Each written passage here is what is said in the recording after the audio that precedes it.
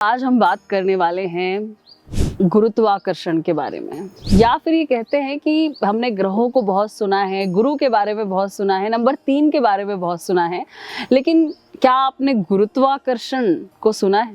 क्यों कहा जाता है कि धरती के अंदर या फिर जब हम इस पे चलते हैं तो जो ग्रेविटेशनल फोर्स होता है वो गुरुत्वाकर्षण कहलाता है, गुरु तत्व कहलाता है। जब भी आप बात करते हैं गुरुत्व की, गुरु तत्व की, गुरु क्या है? ज्ञान ही तो है, कोई व्यक्ति विशेष नहीं है। आज हम या फिर जितने भी मेंटोर्स हैं या जितने भी साधु संत हुए, ये सब एक मीडियम है। जब आप एक level of conscious and subconscious के हिस्से तक पहुंचते हैं तब आपके अंदर ऐसे ज्ञान को स्पिरिचुअली डाउनलोड भी किया जाता है जो शायद इस दुनिया में जिसको लाने की ज़रूरत है, या एज अ मीडियम आप उस चीज़ को आगे तक पहुंचा सकते हैं। तो क्यों इस धरती माता को या इस धरती को गुरुत्वाकर्षण कहा गया?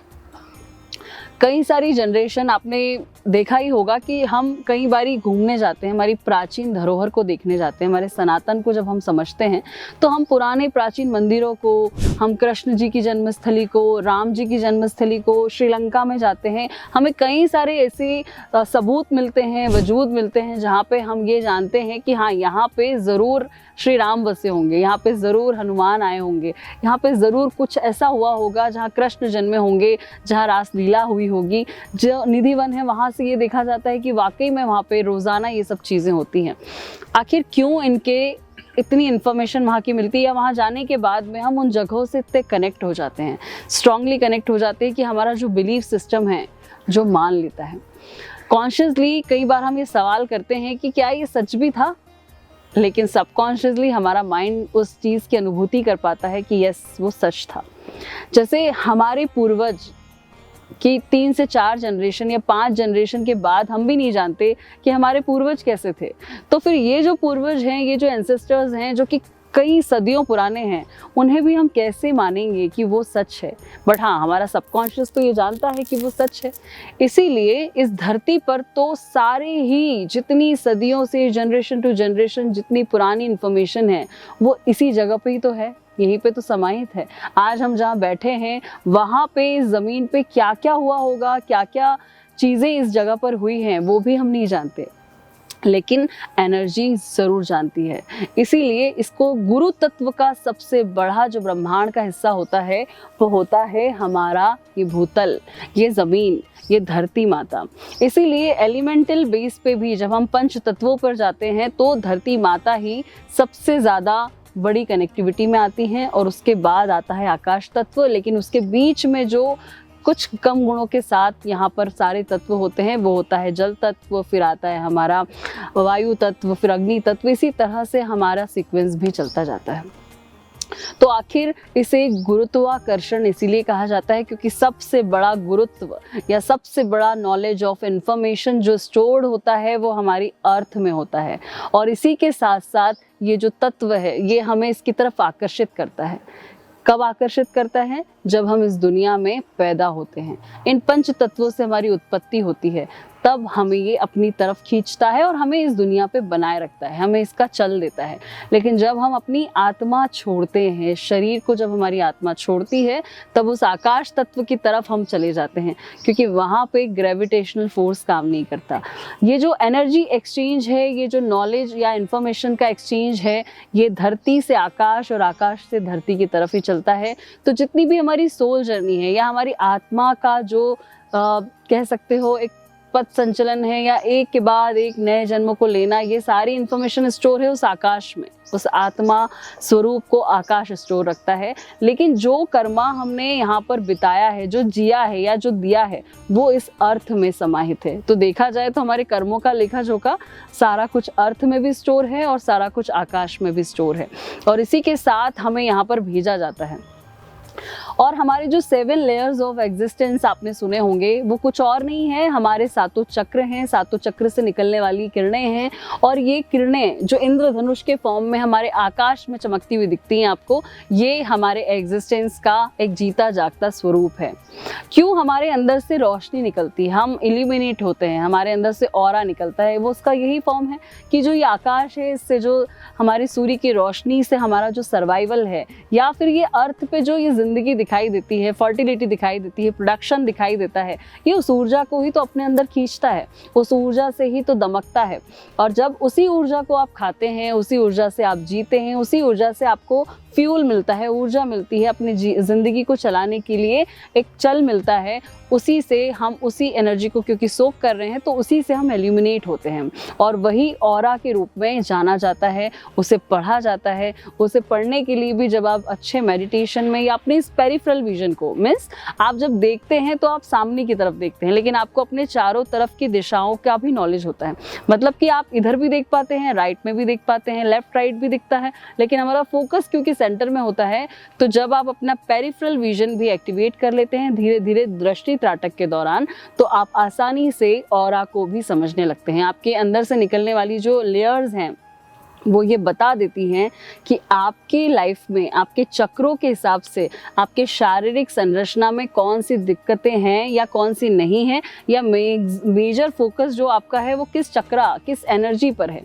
मतलब कि आपका स्वयं पे फोकस है। जो हम अगर चक्रों की बात करें, अर्थ से कनेक्टिविटी की बात करें, गुरुत्वाकर्षण की बात करें, तो सबसे बड़ा गुरु तत्व नॉलेज ऑफ इन्फॉर्मेशन, हमारे प्रीवियस जन्मा के मल्टीपल जन्मास के जो हमारे नॉलेज हैं, जो वैल्यूज़ हैं, या जो हम हैं, सभी लोग अलग हैं, तो हम ऐसे क्यों हैं, ये सब कुछ स्टोर्ड है हमारे रूट चक्रा में। हमारा जो सबसे लोअर मोस्ट चक्रा होता है, जो डायरेक्टली अर्थ से जुड़ा होता है, वो चक्रा से जुड़ा होता है, उसमें आता है लाल कलर, रेड कलर। अब ये रेड कलर किस चीज़ के लिए इंडिकेट करता है? जब भी आपकी ज़िंदगी में, आपके ऑरा में लाल कलर ज़्यादा हो या फिर आपकी ऑरा में रेड फ्रिक्वेंसी दिखाई देती है, इसका मतलब ये है कि आप अपने स्वयं के साथ, सेल्फ जर्नी के साथ एसोसिएटेड हैं, कॉन्फिडेंट हैं और पूरी वैल्यूज़ के साथ बिना बदले आप जो सोचते हैं उसे करने में माहिर हैं। आप दूसरों से इन्फ्लुएंस नहीं होंगे, लेकिन अगर उसी तत्व की कमी हो जाती है या अर्थ तत्व चला जाता है, मतलब हमारा चला गया, हमारी स्टेबिलिटी खत्म हो गई, हम जिन चीज़ों से जुड़े होते हैं, बने होते हैं, वो स्थायित्व ही खत्म हो गया, पैरों से ज़मीन का चले जाना, मीन्स हम हवा में हो गए। तो हमारी नॉलेज पे, हमारे अपने आप पे हम जब डाउट करने लगे, हम इनसिक्योरिटीज़ होने लगे, हमें किसी पे भी ट्रस्ट ना हो, इसका मतलब आपका रूट चक्रा खराब हो चुका है, आपका अर्थ चला गया। देन आते हैं हम सैक्रल प्लेक्सस चक्रा पे, जो कि होता है ऑरेंज कलर का, और इसका तत्व होता है जल तत्व। हमारे बाहरी भाग में भी आप देखेंगे तो जहाँ जहाँ खड्डे हैं, जहाँ जहाँ नदियाँ बह सकती है ढलानों पे, वहाँ वहाँ हमारा पानी व्यवस्थित तौर पे बहता रहता है। अगर नॉर्मल सरफेस है तो पानी एवेपोरेट हो जाता है। तो पूरी अर्थ में इतनी ताकत तो होती है कि वो जल को संभाल सके। इसका मतलब ये दोनों एक दूसरे की तरफ आकर्षित, या फिर इन दोनों के बीच में संभावनाएं होती है। तो ये 9 ग्रह या हमारी राशियां क्या हैं?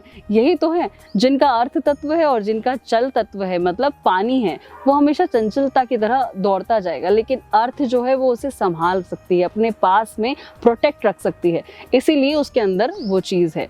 तो ये दोनों एक दूसरे को कॉम्प्लीमेंट भी करते हैं और कहीं ना कहीं ये इसके लिए एंटी भी हो जाता है, क्योंकि वो उसके अंदर बार बार चलने पर धार बना देता है। तो हर किसी के बीच सामंजस्य का नाम ही जिंदगी है, और हर किसी चीज़ के साथ जब आप इन तत्वों के साथ जुड़ते हो तो आप ये देखते हो कि कितने अलग अलग स्वरूप होने के बाद भी एक दूसरे के लिए काम करते हैं, एक दूसरे को अस्तित्व को बनाए रखने के लिए, अपना अस्तित्व खोने के लिए तैयार रहते हैं। तो वैसे ही हमारा जो सैक्रल प्लेक्सस चक्रा है वो होता है जल तत्व का। तो जितना भी हमारा प्लेजर है, या फिर जितनी भी हमारे इमोशंस हैं, या हम लोगों के साथ जो जुड़ते हैं, हमारी भावनाएं हैं, हमारे अंदर का जल तत्व, हमारा ब्लड सर्कुलेशन, ये सब कुछ सर्कुलेट होता है या फिर सब कुछ रेगुलेट होता है हमारे इस चक्रा से।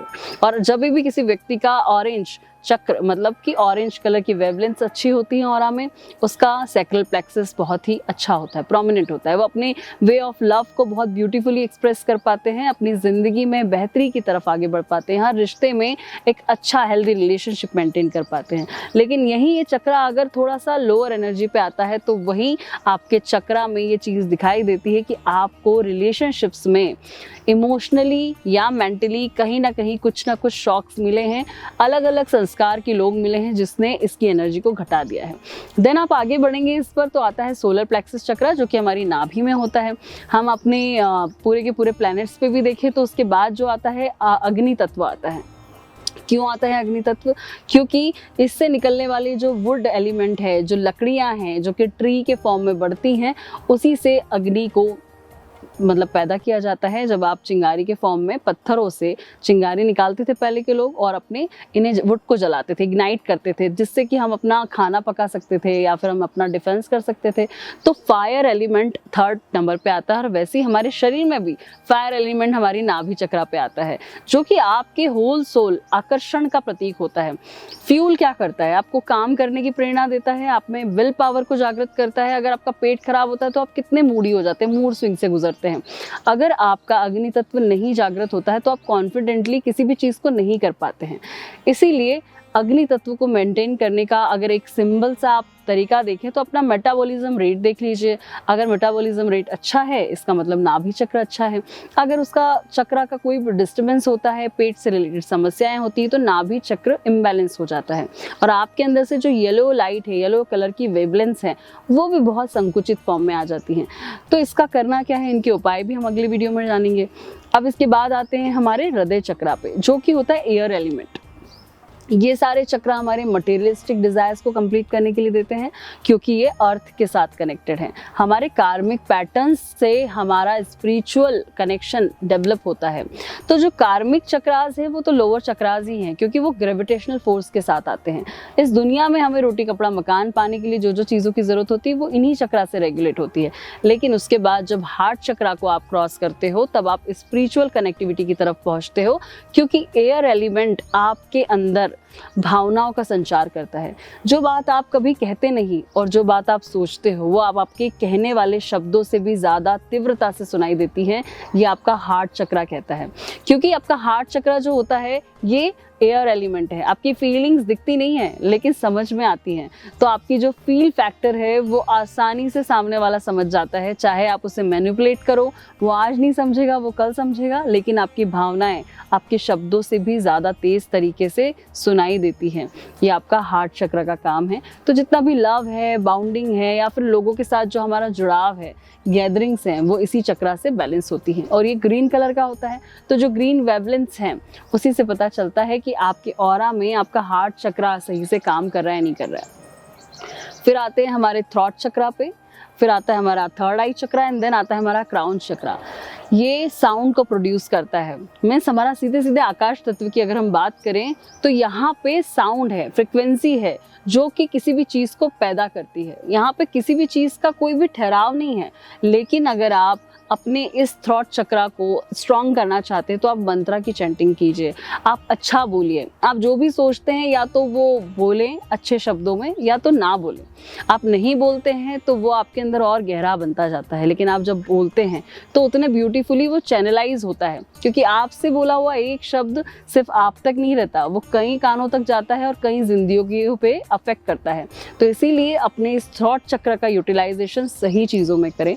देन आता है हमारा आज्ञा चक्र, जो कि टेलीपैथिकली आपकी स्पिरिचुअल सराउंडिंग जो होती है, जो सराउंडिंग्स आपके एग्जिस्टेंस में आती हैं, मीन्स हम सारे ह्यूमन बींग्स, एनिमल किंगडम्स, हमारा ये प्लानिटरी पोजीशंस, और वो सराउंडिंग जो हमें नहीं दिखाई देती, जो हमारी पहुंच से कहीं परे है, वो वर्ल्ड हमसे कनेक्ट करता है हमारे थर्ड आई चक्रा से। तो इसे एक्टिवेट करने के लिए ही मिड ब्रेन प्रैक्टिसेस की जाती हैं, त्राटक किया जाता है या ध्यान किया जाता है। सिंपल सी बात है, जो हमारी पहले की ज़िंदगी थी उस ज़िंदगी को वापस लाना ही हमारे मिड ब्रेन को एक्टिवेट कर देता है। देन आता है हमारा क्राउन चक्रा। जब हम इन सबसे ऊपर उठ जाते हैं तब हमारा ये चक्रा डायरेक्ट कनेक्टिविटी में आ जाता है हमारे एंसेस्टर्स की, हमारे स्पिरिचुअल या डिवाइनल गाइडेंस की। जिसके लिए हम आए हैं और जो सोर्सेज हमें हमेशा गाइड करते रहते हैं, हमें बचाते हैं, हमें हर तरह का एक्नॉलेजमेंट देते हैं, उनके साथ में कनेक्टिविटी को बना लेता है। इसीलिए तो कहा जाता है कि जब आप जाप करते हैं, मालाएं करते हैं, तो आप 108 जाप कीजिए, एक माला होती है, उसके बाद आप मल्टीपल 1.25 लाख जाप करते हो। ये इसीलिए किया जाता है कि जब आप के कोई भी बात को बार बार बोलते हैं तो झूठी बात भी सच लगने लगती है। वैसे ही जब आप किसी भी अफर्मेशन या चैंटिंग्स को 108 बार बोलते हैं तो वो किसी एक टाइम पे जाके आपके चंद्र नाड़ी और सूर्य नाड़ी, या कह सकते हैं कि आपके दोनों स्वरों को बैलेंस कर देती है, आपको प्रेजेंट मोमेंट में ले आती है और वहीं से वो सिद्ध हो जाती है। तो आप जो भी चीज़ बोलते हैं उसे ध्यान से बोलें, क्योंकि ये conscious world and subconscious world सुन रहा है, और इसीलिए अपनी साधनाओं में भी इसका प्रयोग करें। यह आपको उस चीज़ के सिद्ध होने तक साधना को पहुंचाती है। धन्यवाद।